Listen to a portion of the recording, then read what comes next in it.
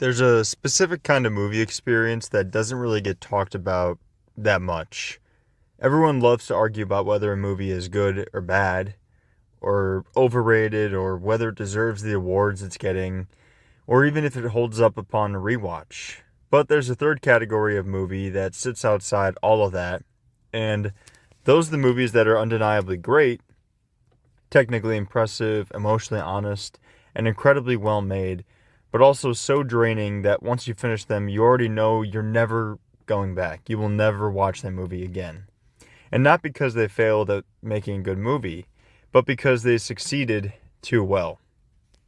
These are the movies that don't just tell a story and move on. They ask you to sit in uncomfortable emotions for 2 hours or more sometimes. They don't give you the relief when you want it, and they don't soften their conclusions so that you can leave feeling okay. They leave you with a knot in your chest, and even days later, you're still thinking about specific scenes or specific lines of dialogue or specific expressions of an actor's face even. You respect the hell out of them for it. You recommend them to people, but you also quietly warn them that once they watch it, they won't ever again. Because you know exactly what kind of experience they're signing up for. One of the clearest examples of this for me is Schindler's List. I think it's one of the most important movies ever made, and I don't say that lightly. It's not just historically significant, it's emotionally precise in a way that feels almost unbearable at times. Spielberg doesn't let you escape the horror of what you're watching, but he also never turns it into spectacle. The restraint is what makes it hurt. There are scenes in that movie that are filmed so plainly and so matter-of-fact that they feel more real than anything that stylized ever could. And by the time the movie ends, you're not thinking about performances or direction or cinematography.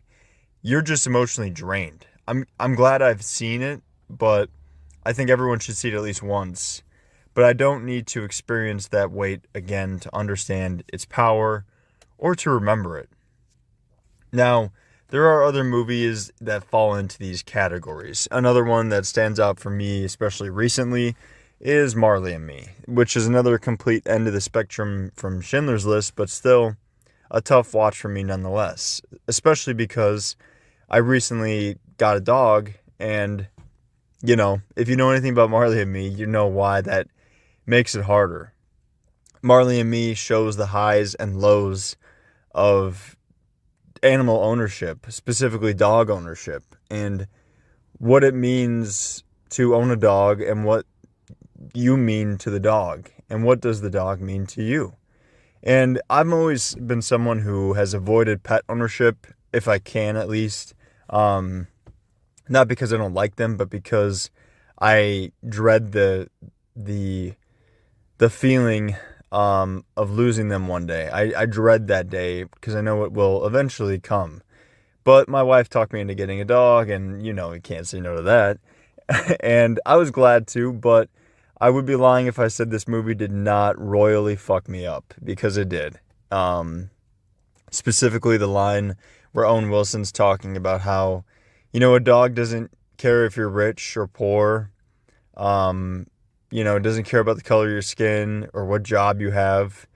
He just needs to be loved, or they just need to be loved. They just need, to be played with and to be given a good life. And it's an interesting movie because it follows the life of the dog throughout his years, and it just shows all the moments that you think are little and what that probably means to your dog, but also what it'll mean to you down the line. And by the end of the movie, I was a complete mess. I'm not gonna lie, and not all movies do that to me. But again, there's just certain movies where, I think about that one, for example, and it's another one I can't revisit, and I won't. But these movies, they have something in common. That is that they refuse to comfort the audience. Because even though a movie like Marley and Me does have comforting moments, they don't offer catharsis in the traditional sense. They don't wrap up things neatly or reassure you that everything will be okay. Instead, they trust that the experience itself is enough, even if that experience is a painful one. And that's something a lot of movies avoid, because it is risky. It's easier to give people emotional release than it is to ask them to sit with unresolved feelings, or feelings that they just don't like to feel. There are plenty of other films that live in this space. Manchester by the Sea, for example, is devastating, not because of one tragic event, but because of how it portrays grief from that event as something that never really leaves you. This movie doesn't build toward a moment where everything clicks or heals. It just shows you a man who is permanently altered by loss, and it refuses to pretend otherwise. By the time the credits roll, you understand him, you empathize with him, and you also understand that some wounds just don't close. It's an incredible performance by Casey Affleck, and it's emotionally exhausting in a way that makes rewatching it feel unnecessary and unbearable. But again, same with the other two, I think that these are emotions and maybe even like lessons that people need to learn. There's a lot to learn from how to grieve, and something people don't really talk about too much with grief is that some things you just don't heal from. As morbid as that does sound, it's just the truth. So, and the thing is, these movies stick with you precisely because they don't ask for your affection. They don't want to be comfort food, and they don't want to be background noise when you're cleaning or just hanging out. They demand your full attention, and they make you feel something heavy in exchange for that attention, which I think is a fair trade. But it's not one you want to make over and over again. These are the movies that remind you why film can be such a powerful medium, but also why it can be emotionally taxing. They're proof that cinema doesn't always exist to entertain or distract, but sometimes to confront you with things that you won't face, to unsettle you, and to leave you changed, even if that change is uncomfortable and sometimes unwanted. And honestly, I think that's why these movies matter so much. You don't need to rewatch them to appreciate them. You carry them with you. The fact that you never want to see them again isn't the flaw, but it's kind of the whole point.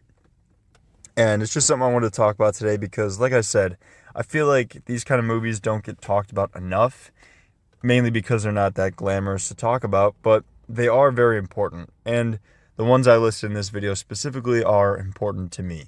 So, let me know what you think in the comments down below. Which movies are important to you and why? I'd love to hear your guys' personal experience with movies that have, deeply affected you, because maybe I can watch one if I haven't seen it and get something out of it. But that's pretty much all I have to say. If you stuck around this long, I do appreciate you being here with me. And until next time, I'll see you guys in the next video.